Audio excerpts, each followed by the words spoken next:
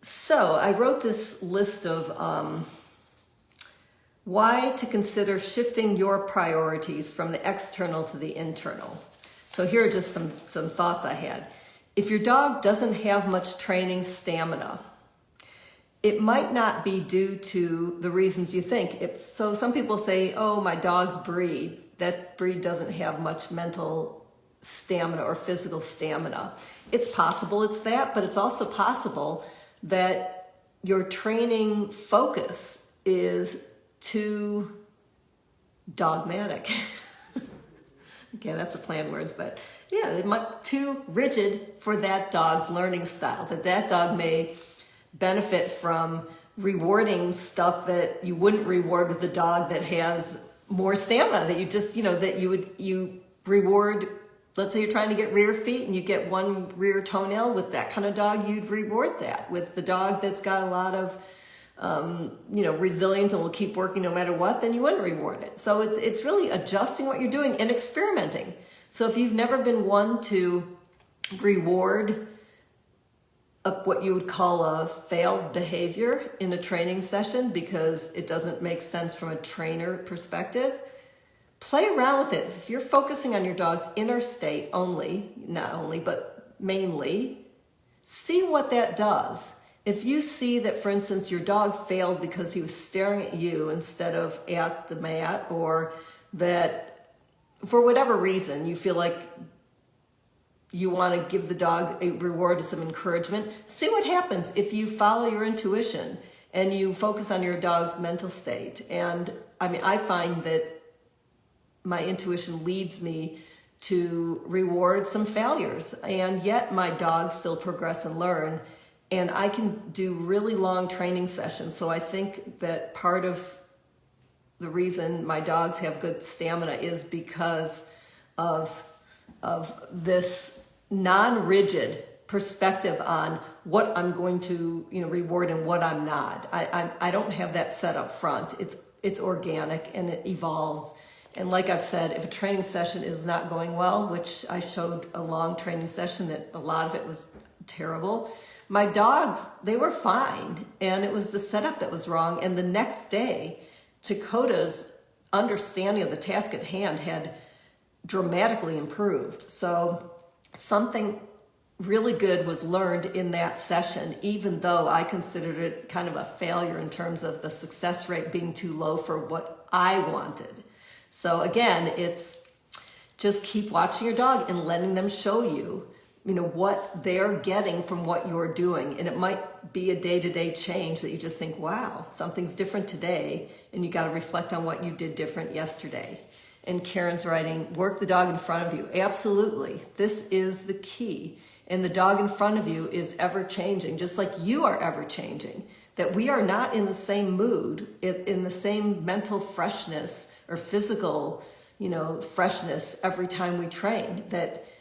And that's okay. And I think we have to accept the same in our dogs, that to allow them some flexibility in what they bring to training instead of always expecting this exact same thing, which, would be more like treating your dog like a robot instead of like a sentient being, the unique, feeling, thinking being, which is why we love our dogs, because they are all that. So the second reason you may want to consider shifting your priorities to internal from external, or if your dog's enthusiasm or joy diminish during training versus stay steady or kind of go heartbeat, like, up and down,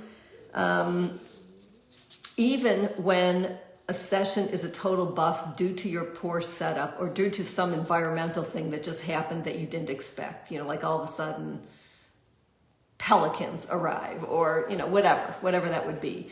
That if your dog stayed in a heartbeat kind of way, happy, connected, willing to stay engaged, then awesome. But if your dog tends to start going downhill, then it's something to really consider about what you're prioritizing, and maybe shift even more in the direction of mental and emotional state so you catch it before things start just kind of heading down.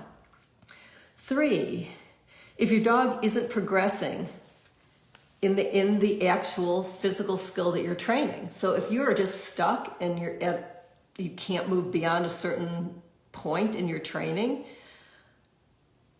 I believe you're missing mental and emotional shift stuff, or that you've not progressed fast enough, that now your dog is confused thinking this is the thing versus, we're moving in a direction, which is a problem. And can be a problem with online classes when you're taking a class that's teaching you a specific skill, that you're moving at the pace of the class, which could be too fast for your dog or it could be too slow. And too slow is harder to notice when it's happening, but too slow can create some real stumbling blocks in terms of a dog understanding that we're moving in a direction versus the thing we just did 800 times because we had a week to do it isn't the end, it's just the middle. So anyway. And 4, let's see. If your dog disconnects and you only notice the physical expression versus what caused the disconnection, the moment before the disconnection. And if this keeps happening over and over and over, and you're only noticing it after it happened, then that is a sign, I think, that you're focusing too much on the external and not enough on the internal.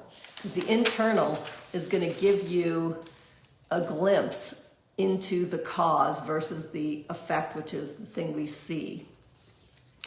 And it is so important to videotape sessions. I mean, even when I'm the observer of a session, I'm working with people live, when I see the video that I'm shooting, I notice a lot of stuff that I either didn't notice during the training session or didn't have time to point out because there's only, you want to focus on one thing at a time or else it's just going to be blah, blah, blah, blah, blah, blah, blah.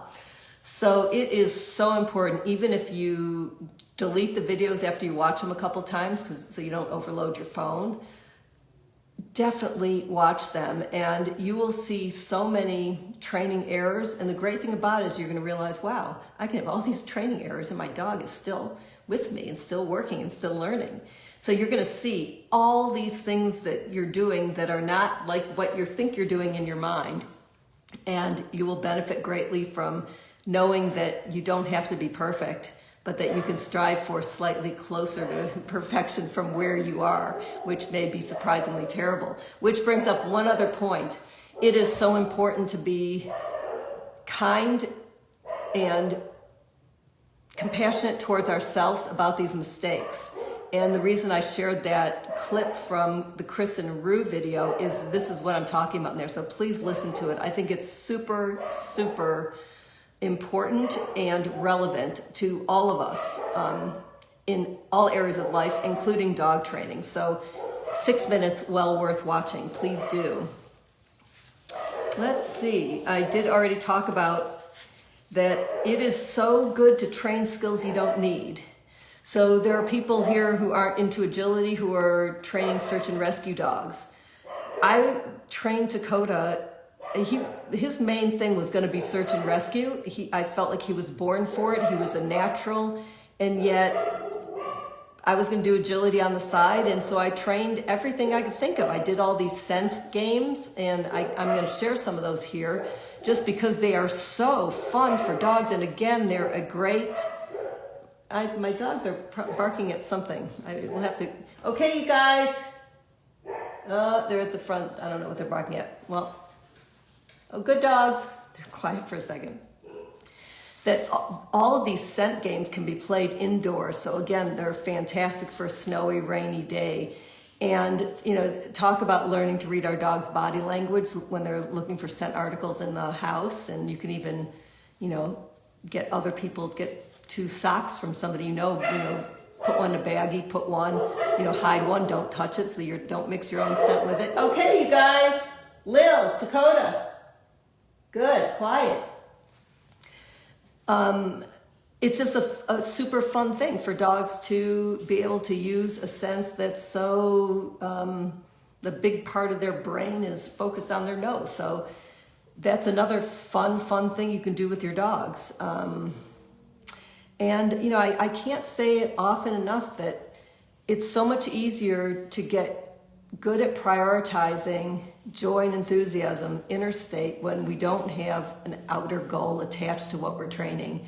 And it can develop really good habits in us so that when we are training something that we really do want to get done, so we can trial or, get a dog certified in search and rescue, that we now have the habits in mind and we know how to get there by looking in our dog versus at our dog.